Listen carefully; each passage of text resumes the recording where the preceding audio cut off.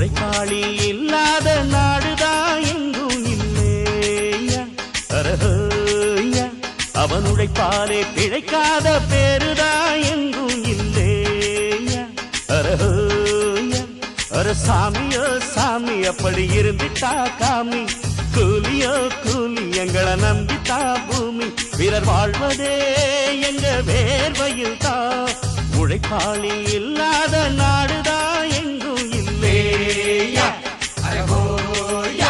அவன் உழைப்பாலே பிழைக்காத